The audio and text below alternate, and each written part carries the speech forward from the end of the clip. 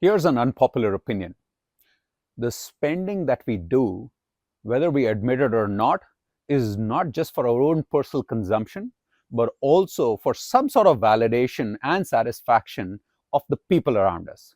The good news is you can use this as an advantage towards a journey to financial independence.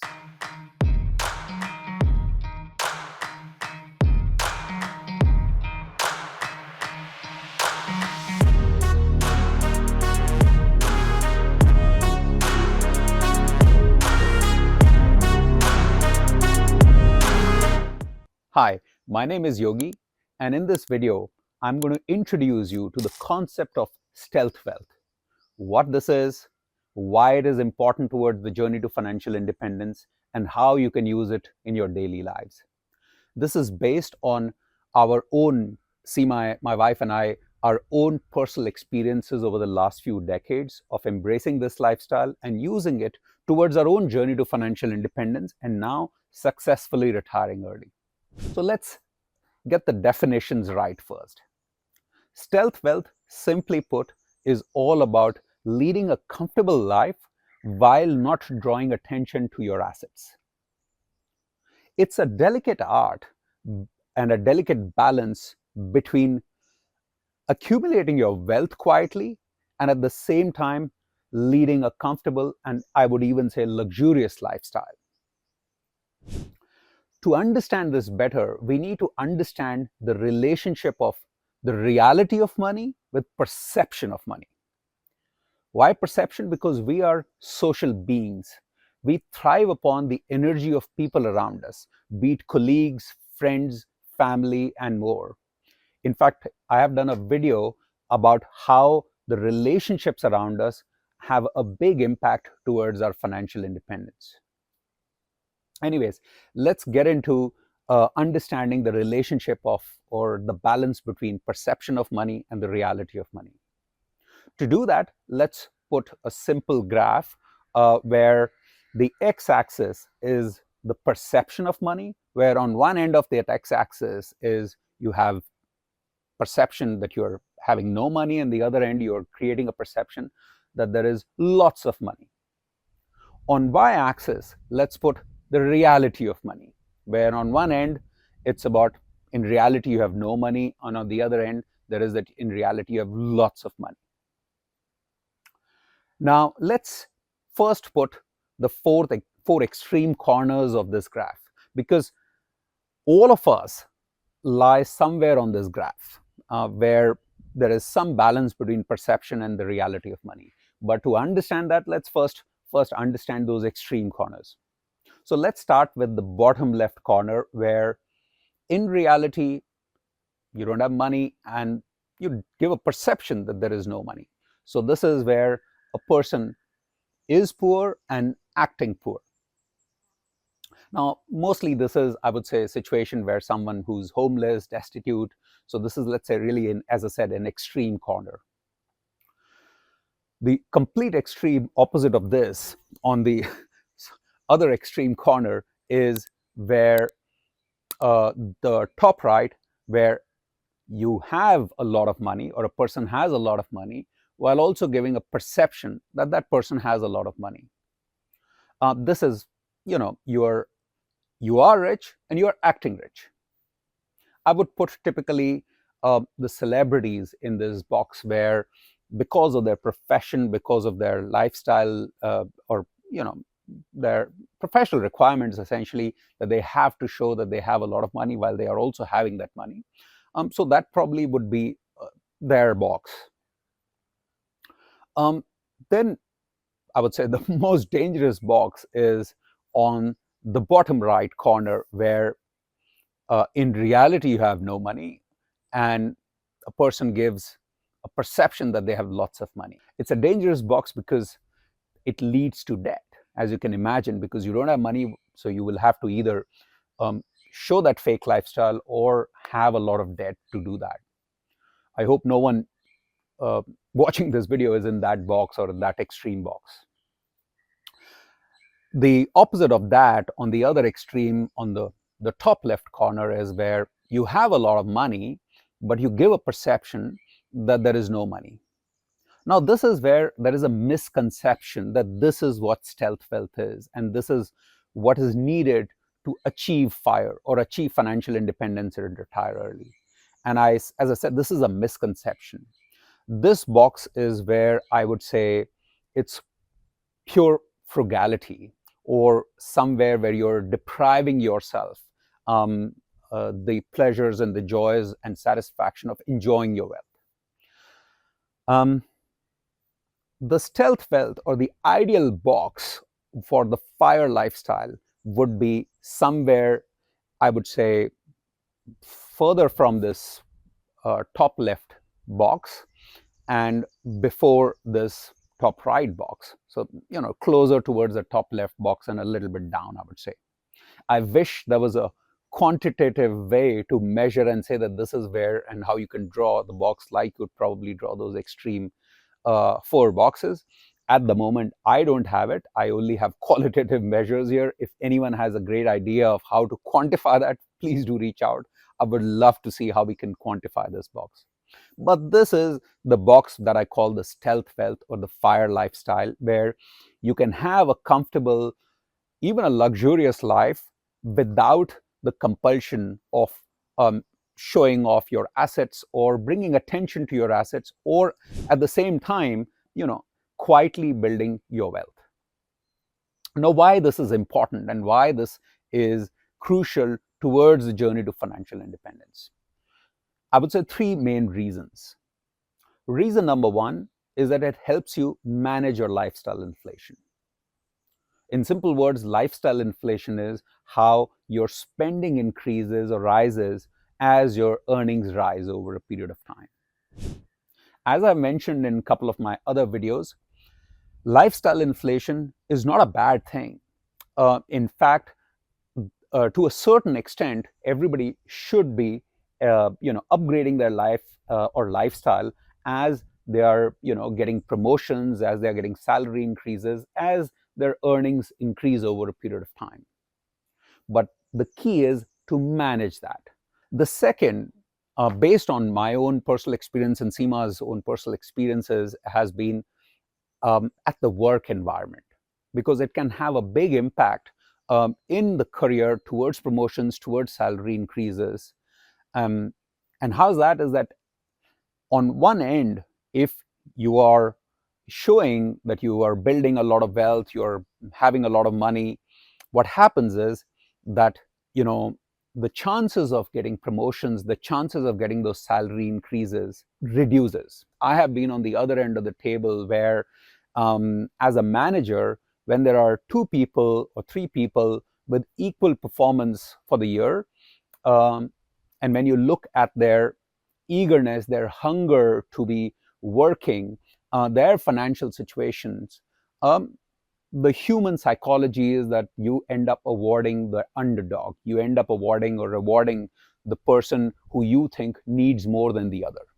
And if you give that perception at a work environment, that with a lavish lifestyle, with the fact that you've built your FU money and you are on your path to financial independence, believe me, the psychology of HR or management at that stage would be that this person needs it less than the other person.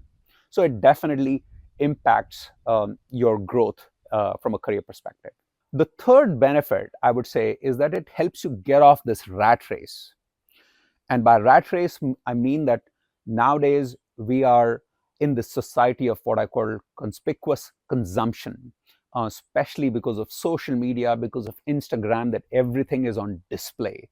What you're wearing, what you're driving, where you're living, where you're going for your holiday.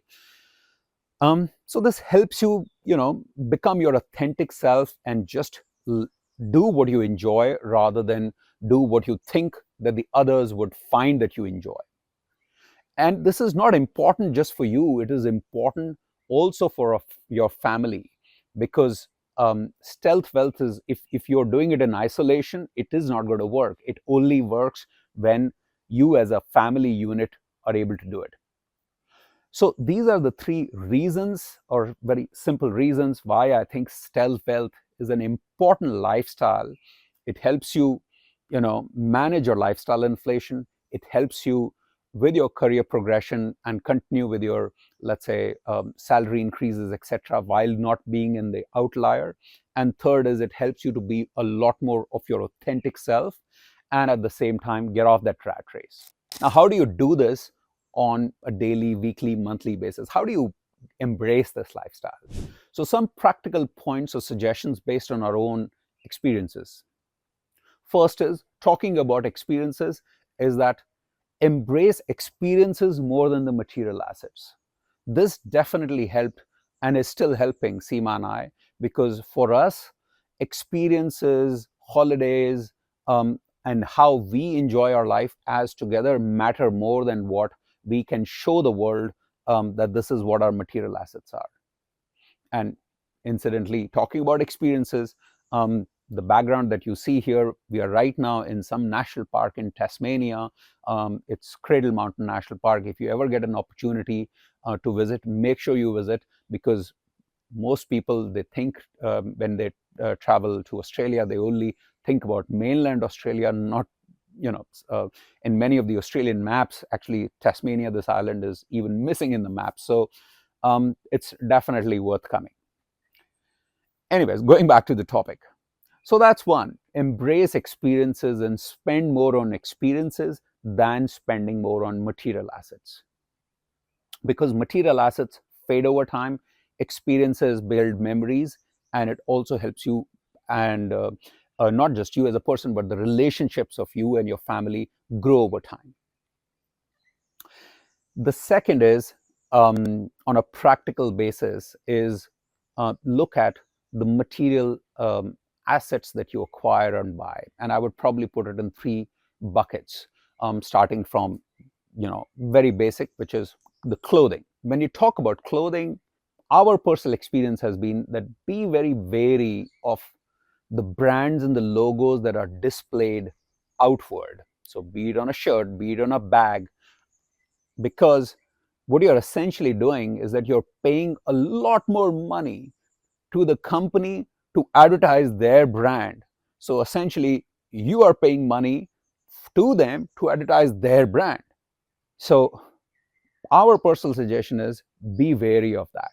You can still buy a lot of good quality clothes, bags, all the, let's say, consumer durables without really chasing the logo behind it or the brand behind it. The second is so those are the smaller expenses. The biggest expense that we do, the house that we live in. On a lifestyle basis or a lifestyle level, house it comes with a lot of expenses, not just in form of EMI, mortgage, utility bills, but the indirect lifestyle expenses in the neighborhood that you're living in, the people around you, etc.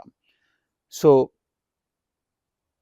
when you're ready to make the decision, or if you're making the decision of upgrading that house or moving into a particular locality, ask yourself this very clearly, that is this house for our satisfaction, or because this is the address that everybody wants to be seen to be residing at.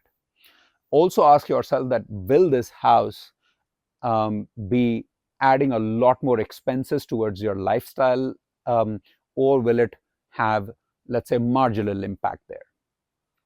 So that's the second part. The third is the car. The good thing of a house, by the way, is that it's an appreciating asset. Car is a depreciating asset.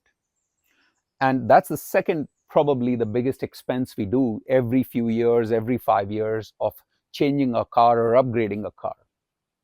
Again, as I started saying that, look, lifestyle inflation is not a bad thing, and it's not a bad thing to upgrade a car. But again, make sure that you're driving a car that is not making you too obvious, especially in the professional or the work front. Interestingly, during my career, in consulting and in sales, it was heavily frowned upon, and one or two companies where I worked, it was not even allowed to own a sports car, a convertible, or a large SUV that you could, because the last thing the company wanted was to be having us drive to a client location in a flashy car. Same goes at an individual level. The last thing you want to do with driving a flashy car is make yourself noticeable, and at the same time, uh, you know, be seen at work that you are, you're very well off. And by the way, one thing I've realized is when you're in a traffic jam, 1 hour traffic jam, doesn't matter if you're in a Ferrari or if you're in your Toyota. Um, the frustration is still the same. The happiness is still the same.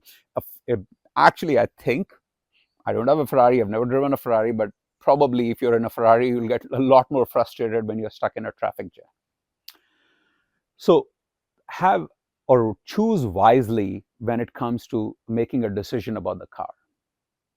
So this is about the three, let's say, expenses and how you can manage those expenses. The last point on the lifestyle is creating that awareness and education towards your children, because I think uh, we underestimate how much peer pressure the children have now because of the social media, than probably, at least in my generation when we were growing up, we had. The children now, because they have to be seen, because they have to be showing on Instagram, on different social media, you need to make sure that they feel confident that they remain authentic with themselves. They do not need to wear a logo or show something because it's part of the peer pressure. So, as I mentioned earlier, stealth wealth cannot be done alone. It has to be done as a unit, as a family. So, educating children, educating and bringing your partner on board towards this lifestyle is a very important part. So, in summary, stealth wealth is not depriving yourself about having a good life. It is actually embracing a good life, having a comfortable lifestyle, but making sure that you're not drawing that attention, making sure that you are quietly building that wealth. And it's not just that you can do it alone, it has to be done, as I mentioned, as a family, as a unit. And believe me, this will make the journey to financial independence a lot more fun, a lot more satisfying, and probably it'll help you enjoy your even early retirement years. So I hope you found this video useful. If you have any thoughts, comments, suggestions, please do reach out. Would love to engage in a dialogue. And if you did find it useful, please do like, share, and subscribe the video. Until the next location and till the next topic, goodbye from me. Bye-bye.